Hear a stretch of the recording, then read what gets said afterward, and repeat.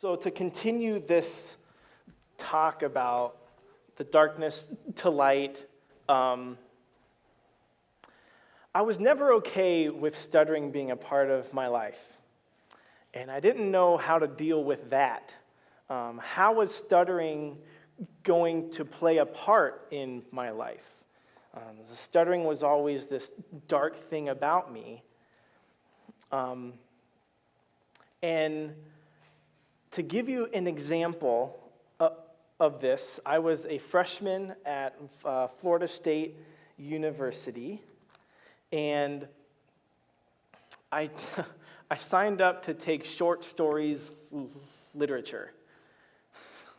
And I didn't know there was going to be speaking involved. If I thought I was just going to be reading this on my own and taking quizzes on it, But little did I know there was going to be some talking involved in this class.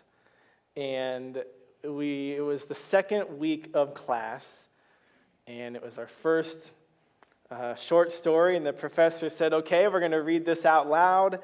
We're going to go down the rows. Everybody take a paragraph.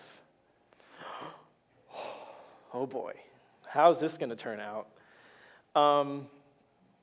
So I'm counting. I'm 17, okay. So I'm 17th person. I look and I count 17 paragraphs down the page. Okay, there's my paragraph. Stutter, stutter, stutter, stutter. I saw 4 words in there I knew I was going to stutter on in the first sentence of what was probably an 8-sentence paragraph. Well, also, I didn't really count the way the rows went. So I wasn't the 17th anyway. So I was like the 21st. So I'm freaking out. I'm like, wow, where's the 21st one? I'm looking, and all of a sudden it's my turn.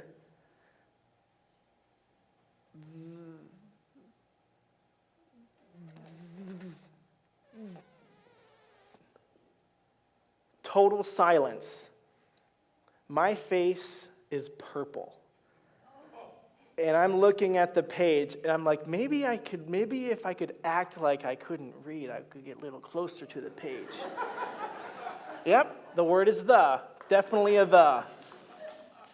Maybe if I look closer to the page, I won't see all the faces turning towards me. Well, I got through it, and I left the classroom as fast as I could. I was humiliated. I was embarrassed. I was ashamed. I even felt a sense of guilt that there is this expectation of me as a college student, and I should be able to read the word the. I should be able to read this paragraph. And my performance to my professor and the performance to my classmates was that I couldn't. And that is a very dark place to be. In 2006, I had finished my freshman year of college, and I was a counselor at a summer camp in Florida. It's the Florida version of Camp Pictured Rocks. And I was there all summer long, and I spent 3 summers there as a college student, as a counselor. And a friend of mine, Scott Smith, was a pastor in Florida, and he was there at the end of July, and I had just been to a National Stuttering Association convention where there's hundreds of people that come together each year, and it's families of people that stutter, it's people that stutter, it's friends who've come with them, and the whole weekend is all about that, to accept stuttering as a part of you. You don't have to run. Accept it, and your life journey becomes easier. You feel like it's better to deal with. And I left the convention, and I was pumped. I was like, you know what? I'm never going to stutter again. This is going to be great. I'm gonna conquer the world. I'm going to keep speaking, and it's going to be awesome. And I saw Scott that next week, and he said, you have got to share this story with my congregation. Sign me up. I'm ready to go. Yep, God, let's do this. Well, school starts in August. The fears start to set in. The doubt, the confusion about this stuttering and how it's going to play a part. All of these things that are very dark were setting on me. And I decided a month after Scott had come talk to me, I said, okay, if he doesn't call me, I'm not calling him. I'm leaving it up to Scott. Scott, if he wants me to really talk to his church, he knows where to find me. He went to Florida State, and he knows my dorm. He knows where to find me. Well, Scott never called. Whew. Yeah, I'm feeling good. I'm not going to have to do this ever. Well, that summer, my last summer at camp, I was a counselor, and Scott comes back with his church, finds me, taps me on my shoulder, and says, I haven't forgotten, Tom. All of a sudden, oh my gosh, seriously, you didn't? And he said, you are coming to my church, and we're going to pick a date right now. Oh, I was not ready to do that at all. I was not ready to talk in front of people. So we picked a date, February, I believe it was 8th, 2008. And it was Super Bowl Sunday. And I left camp that summer in fear. I knew I had to talk. I knew God was really calling me to share this story. But I didn't know how that was going to go, and I knew that I couldn't run anymore. So I started in Genesis 1. And I read until I found a passage that I was like, God, I'm going to start to read, and you show me this. Well, I didn't get far, and I got to Exodus, chapter 4.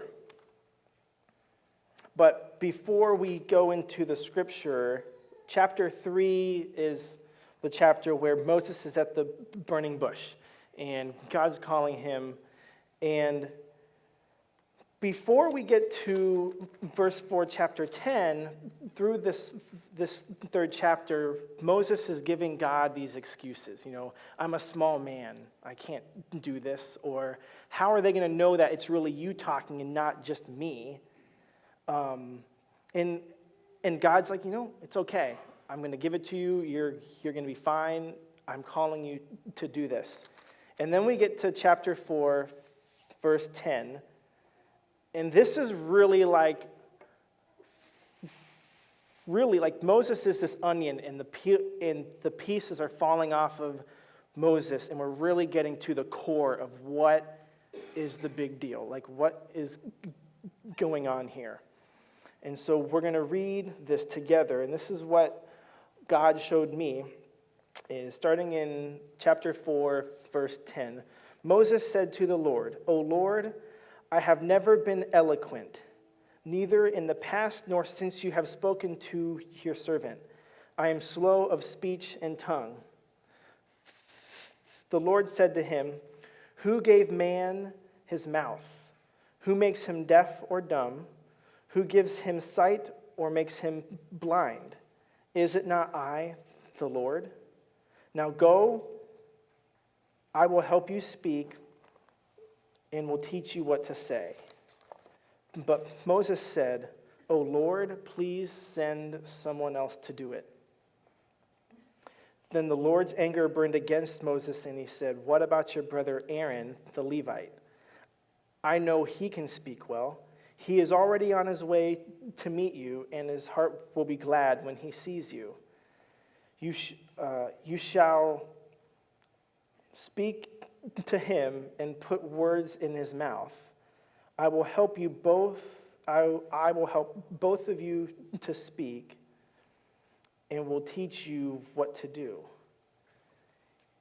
He will speak to the people for you, and it will be as if he were your mouth and as if you were God to him.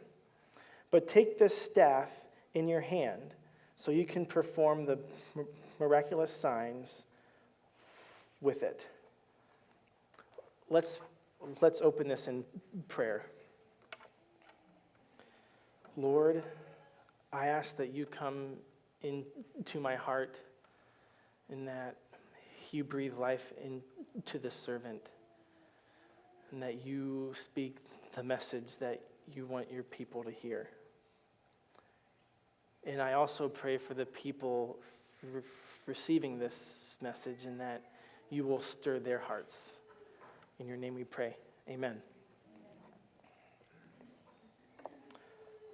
So, when I read this passage, it really hit me to the core. And for the fall of 2007, up until I gave this message, the same one that I'm about to give to you now, God was really speaking to me. And it's really interesting because my sermon that I've given, or God's sermon, is really about confidence and humility. But as we were going through the talking of this sermon series of being called out, it's really about being called out of darkness and into God's light. The first thing that God came to me with was that the confidence in order to be humble comes from God. And God was calling me to serve him, and I had no confidence. But I had to be humble. Somehow I had to be humble in an area that I had no confidence in. And I want to talk about two types of humility. So we have a humility where it's kind of based on our pride, where we've been asked to do something, or we've either been called upon, or we've been asked to do a task, and we feel like we're not adequate enough to perform the specific task. So we lay our pride down, I can't really do it, and I'm going to let someone else who is able and complete the task. I really thought I could, but I can't. So I'm going to let someone else. Oh boy, hold on, I got to move some of this because I'm going to move. But that's really not what God was telling me. But Moses, this is really where Moses is, though, with his struggle, okay? Our struggles have a tendency to overpower us to be humble. So Moses, in this story, although he is a great man of God and has been able to do many things in the name of God, in the story, he is really struggling. And he's doing the first humility, where he's stepping back and letting Aaron do the talking. But I really don't think God really wanted that to happen. I really don't think that because God really wanted to speak through Moses. So there's a different type of humility here that God is really calling us to do. And that is when we feel like we can't do a task, we don't have the confidence, we don't have the strength, we don't have the knowledge. God is really calling us to do it anyway, but let him come inside of you to do the task. Let him be the confidence to carry the task out, and you're just the vessel. And that's where God's strength can really shine, is when we allow him to move in our weaknesses, in our struggles. But something has to happen, because when I was called upon to speak, I was not ready to be humble and let God move in me. And God said, you need to come back to me. You need to let me take over. That's this point that God was making to me was really about where's our relationship? Where are you, Tom, in my calling, in your life? We were at a disconnect. I was not really connected with what God really wanted to do because he had a higher calling than what I was capable of. But I didn't want to show that. I didn't want to expose something that I hid for all of my life. Why would I want to go in front of people and speak when my whole life I have hid in the darkness? When we allow God to take over, well, before that, Moses is at a disconnect with his relationship with God in this story. They're not on the same page at all. And in verse 12, God gives him his call. Now go. Now, I'm used to the New Living Translation, but this is the NIV. So it says, now go and I will help you speak and I will teach you what to say. And anyone who's been struggling with their darkness and anyone who is being overpowered to be humble will say, Lord, no, send someone else. I can't. I'm unable to do this. But something happens when we connect back to God and we allow him to take over. And I've seen this in my life since 2008, is that our struggles become gifts that we must share. Not that we can share, not that maybe I'll share it, but it's really that we must share these gifts that we have a part of us that we may see as struggles. And this is where the darkness is transformed or changed into light. Okay? Since 2008, I've really been able to share stuttering with many people. And I really started to understand maybe that God didn't place stuttering in me for a reason, but he wanted to use it to reach people. And I had to make that choice to really let him take over and not have any control with stuttering, which I thought I had every control of stuttering, but I really didn't. And God started to work in me, and I went back to school, and now I'm a speech language pathologist. And I work with kids who stutter. I work with kids with speech and language disorders and delays. And when I was in high school, I despised speech therapists, hated them. Why would anyone want it to be a speech therapist? Like, really? Why? You haven't helped me. You know, it's just, but really, there's been a transformation, and this can be you as well. Maybe not in a vocational change, maybe not. Maybe you're not called to be a full-time minister in a church or whatever. But everybody has some dark areas in their life that they don't need to stay dark, because God can reach people through those struggles that you think are as struggles, but they're really gifts. And when we start to connect with other people through our struggles, instead of things that we like about ourselves, relationship really starts to happen. And I've been able to meet with hundreds of people, especially there's been some teenagers at these conventions that I've been able to talk to, and they've called me in the year, hey, I've got this interview. How do I attack this interview in stuttering?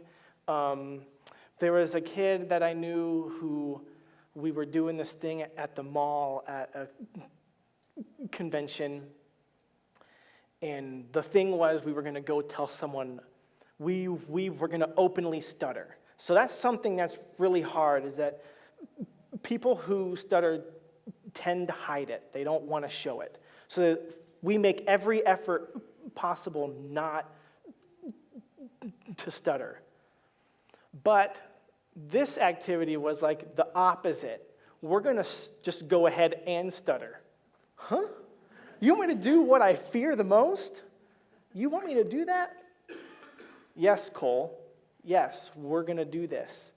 And he did it. It's kind of funny because he went to we were in like Dillard's or Macy's. This is in Colorado. And he went and he talked to this lady at the perfume area. And they had a conversation about stuttering after he stuttered.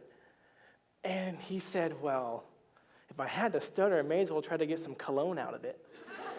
Good, yeah. I like that approach, Cole. That was good. The next day, he and his mom went back to the mall, and he did it for hours. He went and he openly stuttered, and he talked to people about stuttering. And now, Cole's in college, and he is himself. He is really who God was wanting him to be this whole time, but he didn't like this stuttering thing. And there are times where I don't like this stuttering thing, but I can choose to look at it as a gift. I want to leave you with this last story. Happened just a couple weeks ago. Megan and I were out in Dubuque here. We were looking for coffee tables, and we're trying to get things in our new apartment.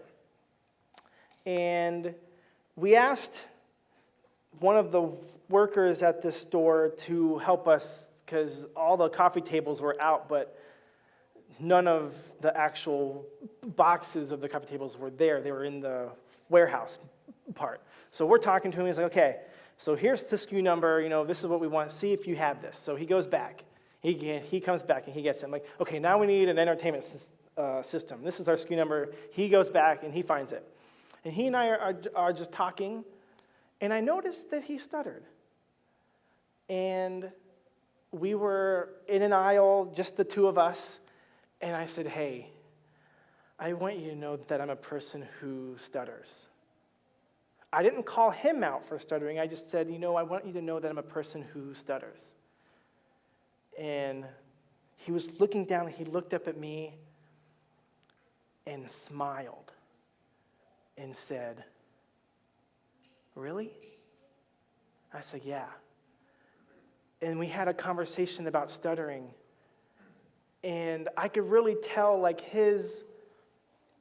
he was changed. He really, just by that little moment of just talking about stuttering, I could tell, something's stirring in him. He's trying to figure this whole thing out. But if I did not say that I stuttered, and I was like, oh my gosh, that guy stutters, I'm not going to talk anymore. Maybe he might hear me stutter. Oh shoot, this is not going to happen. We would have never had this conversation. We would have never been able to exchange phone numbers and keep in contact. And that's really about shedding something that is dark in your life and shining it to people because it's light. And then you can light up their darkness. And that's really what we are called to do as we go through this whole sermon series of being called out. We are called to shine God's light onto his creation in hopes that our light can light up their darkness. There's a song that I heard on the radio in high school. It's called Hide by Joy Williams. And that was the time where I was heading off to college. I didn't really know the stuttering thing and how this is going to work with college, and I wasn't okay with it at all. And God really started to move in small steps towards my acceptance of stuttering and being able to use it for his name.